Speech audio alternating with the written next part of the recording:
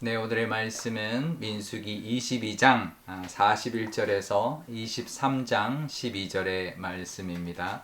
아침에 발락이 발람과 함께하고 그를 인도하여 바알의 산당에 오르매 발람이 거기서 이스라엘 백성의 진 끝까지 보니라.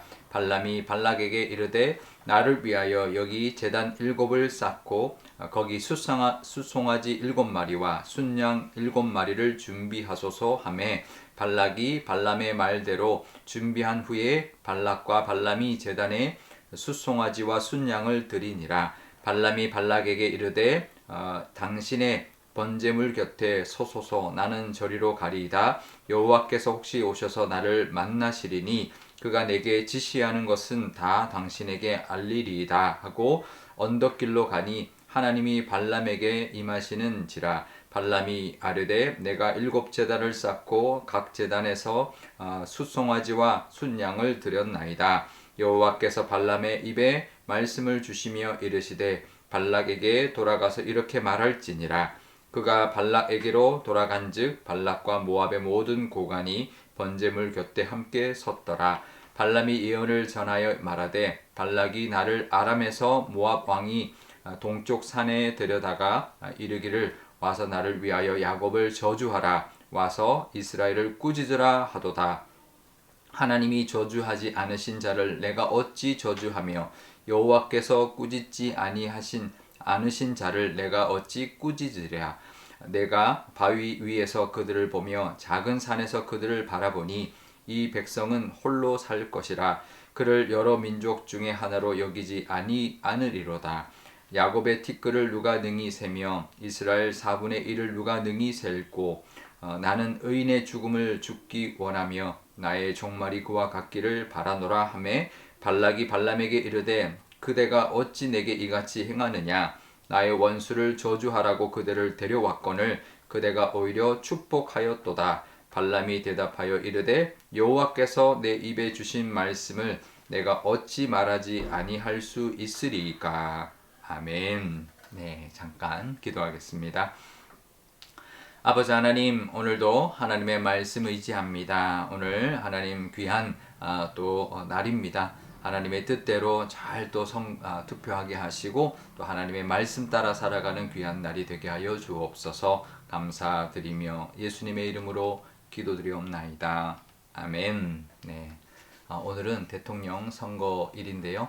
다 국민의 그 의무를 다하는 귀한 날 되셔서 또 하나님이 원하시는 그런 우리 하나님을 두려워하고 우리 국민을 위하는 그런 대통령을 잘 선출하는 귀한 시간 되시면 좋겠습니다. 오늘은 발락과 발람의 이야기인데요. 우리 지난 주말부터 계속 이 발람의 이야기, 모압 왕 발락이 발람을 불러와서 이제 이스라엘을 이제 저주하게 하는 그런 이제 상황 속에서 나온 말씀입니다. 발락은 이제 모압 왕인데요. 모압은 이스라엘과 친족 간에 있던 민족이죠.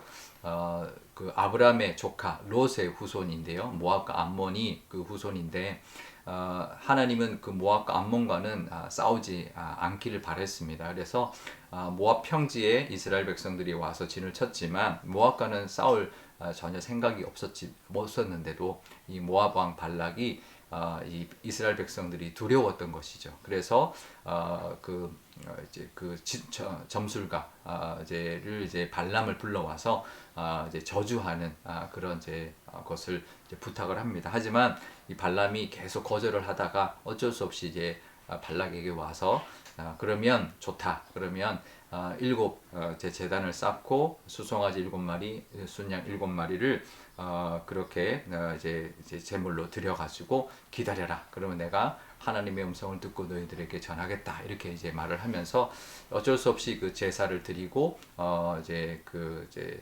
자기가 이제 해야 되는 역할을 이제 하려고 하는데요. 그런데 발람이 하나님의 말씀을 그대로 이제 발락과 그 모압에 있는 고관들에게 전하는데 저주를 하지 않고 꾸짖지도 않고 오히려 축복을 합니다. 하나님의 말씀을 그대로 하는데 그게 결국은 이스라엘 오히려 축복하는 말을 하나님께 들은 대로 전한 것이죠. 그랬더니 아니 저주하라고 불렀고 꾸짖으라고 불렀는데 왜 하지 않느냐 그랬더니 이 발람이 그러죠. 하나님이 저주하지 않는 자를 내가 어찌 저주할 것이며 하나님이 꾸짖지 않는 자를 어떻게 내가 꾸짖겠느냐 이렇게 말합니다. 근데요 어떤가요? 하나님이 이스라엘 백성들을 참 꾸짖기도 많이 했고 참 그렇게 이제 이스라엘 백성들이 그렇게 하나님의 복만을 받을 만한 그런 모습이 아니었는데도 하나님이 이런 그 이방인들에게는 내 백성은 내가 꾸짖지 않는다, 내가 저주하지 않는다 이렇게 말씀하시는 거죠. 하나님이 보시기에 그렇게 잘하고 있지 않았을 겁니다. 그 순간에도 불평불만도 있었고 또 막 이제 전쟁을 앞두고 두려움도 있었을 것이고 하지만 하나님은 이제 그들을 혼내지 않고 안에서는 혼낼지라도 밖에 나가면 내 자식이다, 내 백성이다. 그러면서 자랑스러워하시고 대견해하시고 축복하기를 원하시고 절대 꾸짖지 않는 그런 모습으로 하나님이 보여주셨다라는 것이죠. 마치 부모님들이 우리를 대할 때는 무뚝뚝해도 밖에 나가면 자식 자랑하느라고 막 이렇게 자식이 잘 되면 막 이렇게 자랑하는데 이제 막 이렇게 모든 것을 다 이렇게 자랑하는 그런 모습을 우리가 이제 부모님의 모습을 볼 때가 많이 있는데요. 그처럼 하나님도 우리의 편이라는 것, 때로는 우리를 꾸짖기도 하시지만 밖에 나가서는 절대로 우리를 꾸짖지 않는다 말씀하시고 늘 축복하기를 원하시는 하나님이라는 것을 우리가 늘 기억해야 할 것입니다.